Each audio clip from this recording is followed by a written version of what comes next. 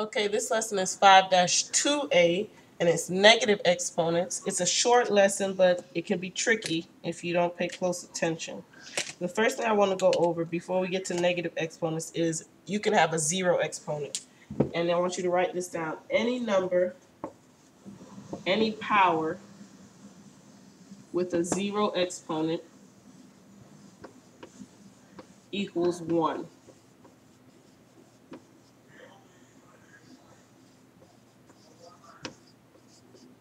Okay, any power with a zero exponent equals 1. What does that mean? If you have 5 to the 0 power, it equals 1. If you have 12 to the 0 power, it equals 1. If you have negative 6 to the 0 power, it equals 1. If you have, let me change color so you can see it with that light glaring. That's a little better. If you have 1/2 to the 0 power, it equals 1. If you have, I keep going, if you have x to the 0 power equals 1. Now, it would take me a very long time, probably, maybe not, to explain to you why this is the case. I would much rather if you just took my word for it. Okay, anything to the 0 power equals 1. If 0 is the exponent, the answer is 1. Okay, just remember that. That's an easy one to remember.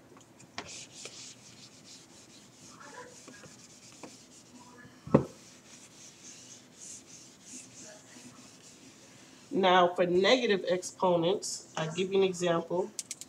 If you have 6 to the negative 3, that's your problem, right? 6 to the negative third power. The way you solve that is you write it as a fraction. Anytime you have a negative exponent, I write it here. Whenever the exponent is negative,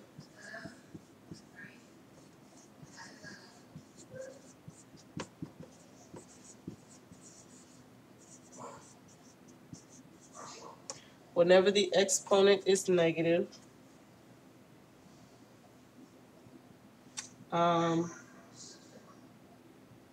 you're going to rewrite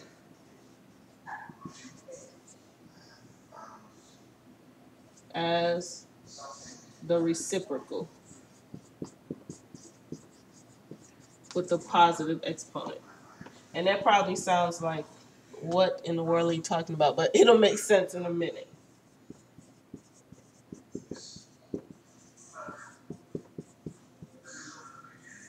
Okay? So whenever the exponent is negative, rewrite as the reciprocal with the positive exponent. You have a key word in there, reciprocal.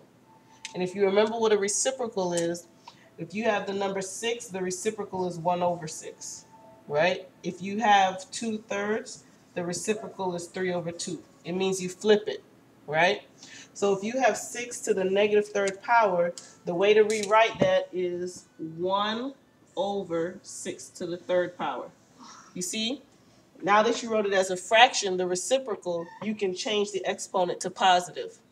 That's just how it works. If you have a negative exponent, you can change it to positive by putting it in the denominator. And now you can solve this.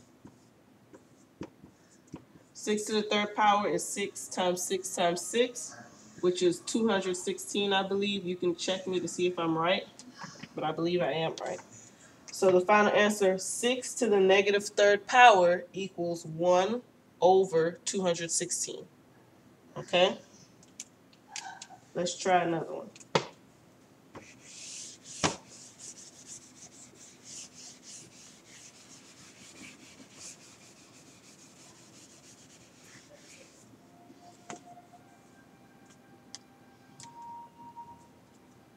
Let's try 2 to the negative 2. Okay? That would equal 1/2 squared.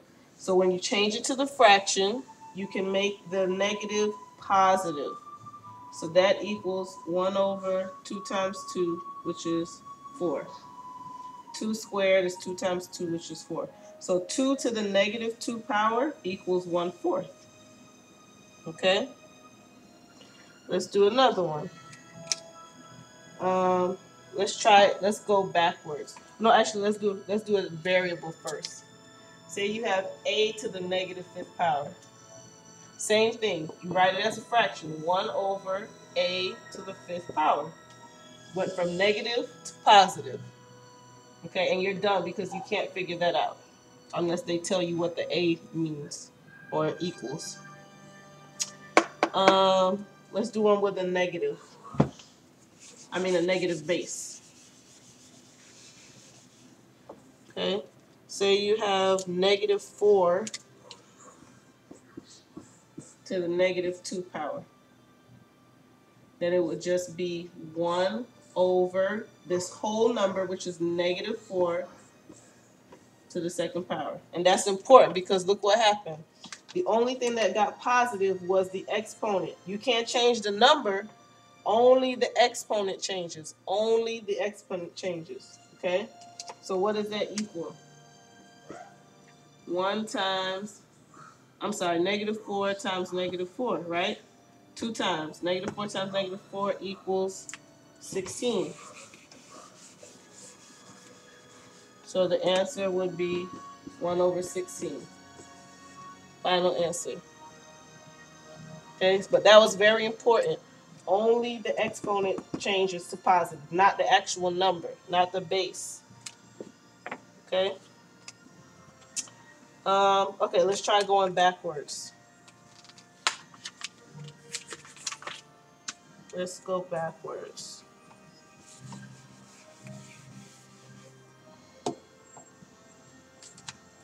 If you have, let's see here. Say you have x 1 over x cubed. Oh, let's start off easy. Sorry. I know you hate when I erase. Let's say 1 over 10 cubed.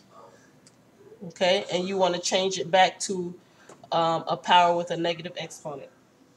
It's already a fraction. You just make it 10 to the negative third power. So you see, you just change it back to a negative. If you want to change it back to a negative, you just take away the fraction, make it a regular number again, and give it a negative exponent.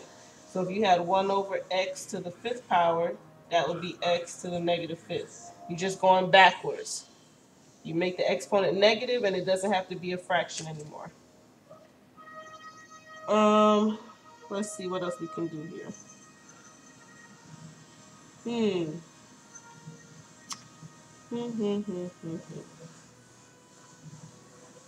think that might be it.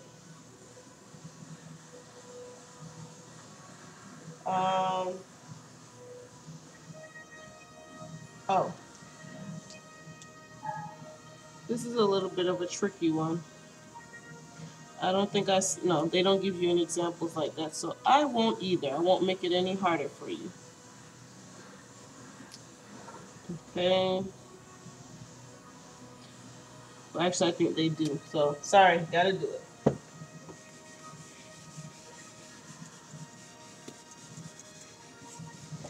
Okay, let's say you have 1 over p to the negative 4th.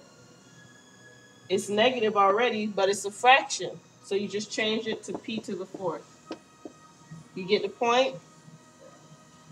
No matter what you do, if you're going from a fraction to a regular base, you just change the exponent. If it's negative, you make it positive. If it's positive, you make it negative.